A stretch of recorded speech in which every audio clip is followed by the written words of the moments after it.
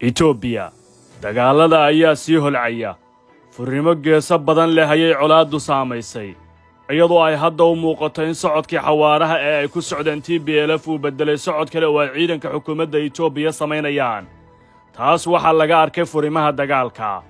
toddobadii maalmood ee la soo dhaafay Abiy Ahmed ayaa jiray furimaha dagaalka sawirro la soo qaaday waxa ay muujinayaan isagoo labisan tuutaha ciidamada saldhigyo militari ku sugan lana hadlaya qayb ka mid ah hogaamiyaasha ciidamadiisa deegaanada ay xaqiijiyeen dhinacyada ka madax bannaan militariga Itoobiya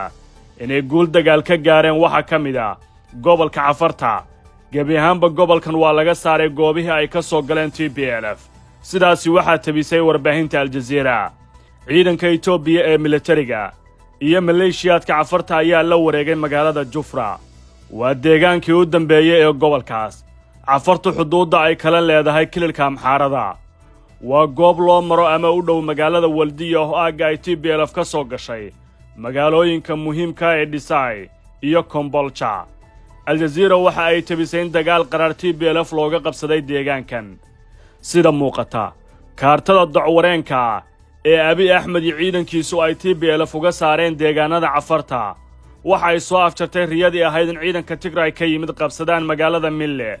oo muhiimad weyn ugu fadhida cidda maamusha Addis Ababa iyo fagaaraha dagaalkaba magaalada Waldiya oo ay ku wajahan yihiin ciidanka qabsada Jufra waa marinka ugu weyn ee ay ka soo galeen Tigray kililka Amxaarada wax ka yar 70 kiiloomitir ayay hadda u jiraan ciidanka Itoobiya haddii ay gasho gacanta Abiy Ahmed waxa ay ka dhigan tahay inay go'doon noqonayaan ciidanka TPLF ee jooga ilaa iyo deegaanka Kombolcha dhinaca kale dagaal culus ayaa labadii maalmood ee la soo dhaafay ka dhacay buuraleyda deegaanka Bati militariga Itoobiya waxa ay sheegteen guul dagaal maabka dagaalku waxa uu xaqiijinayaa in ciidanka Itoobiya 26 bishan ay sameeyeen horumar dagaal oo deegaankaasi ah waxa ay tilmaamayaan wararku inay kaabiga ku hayaan ciidanka Itoobiya deegaankaasi Bati oo masaafo dhan ilaa 40 kiiloomitir u jira magaalada muhiimka ee Kombolcha lama xaqiijin karo sheegashada Itoobiya ee warkan dhulku waa buuraley ay adag tahay in si fudud qolo dagaalkeeda guul uga gaarto waa aagag muhiima marka laga hadlayo ku xiranka magaalada Jufra inkastoo ay isku aagahayn haddana waa jiha culays oo fuula guul horseedi doona cidda joogta aagaasi cidda gacanta ku haysa magaalada buuraleyda ee Bati waxay u jirtaa Kombolcha wax ka yar 44 kiiloomitir Dhisayna waa 64 kiiloomitir waa aag dagaal oo aysan sahal ahayn inay si fudud dhinacyadu ugu kala qabsadaan haddii uusan culays xooggan ka jirin deegaanka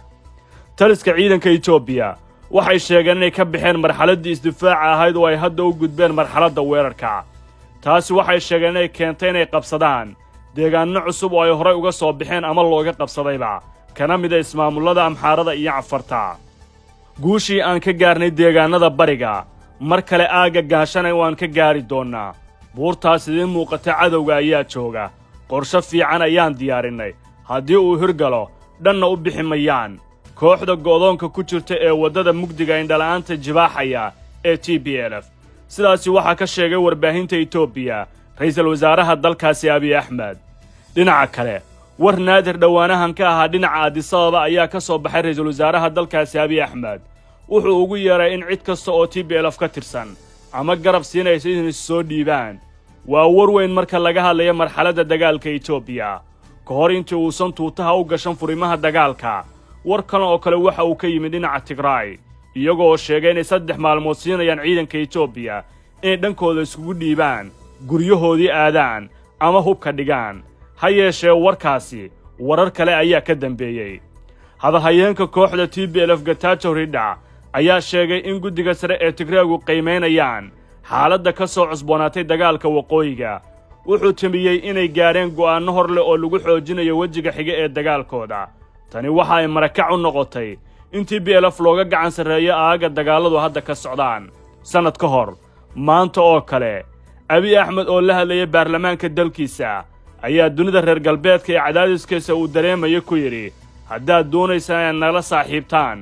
waa inaadna barataan annaga inkastoo aan sabool nahay haddana waxaan leenahay dawlad guuna oo jirta xilli waddamo badan oo maanta jira aysan dawlad ahayn idinkoon dal ahayn baan jirnay arrintaasi waxaan rabaa inaad ogaataan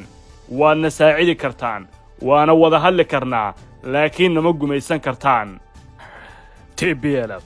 warqada ay u dirtay xogayaha guud ee jamciyadda qurumaha ka dhaxaysa waxa ay ku caddeeyeen oo ay codsi kaga dirsadeen in laga tallaabo qaado dalal ay sheegeen inay Itoobiya ku taageerayaan diyaaradaha iswada ee droonka waxa ay sheegeen inay colaadda sii hurinayaan dalalkaasina waxa ay ku sifeeyeen inay yihiin kuwo hub badan siinaya xukuumadda Addis Ababa imaaraadka Iiraan iyo Turkiga ayay magacooda ku sheegeen qoraalka ay u gudbiyeen golaha ammaanka ee jamciyadda qurumaha ka dhaxaysa dadka siyaasadda falanqeeya waxa ay ku tilmaamayaan tallaabadan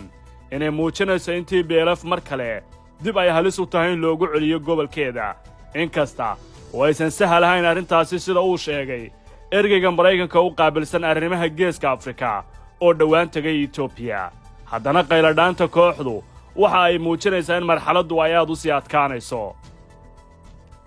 shirkadda Somnet Export ee ku taal dalka India waxay ku soo dejinaysaa khamiisyada shaararka iyo saraawiisha kabaha isbarbarka bajaajyada dawooyinka wixii faahfaahin kala xiriir nambarada shaashada kaaga muuqda ma jeceshahay inaad barato quraanka kariimka ah iyo culumta shariicada ugu kaalay markaska Nuurayn online oo baro adigoo gurigaaga jooga quraanka higaada iyo culumta kale islaamka wixii faahfaahin kala xiriir nambarada shaashada kaaga muuqda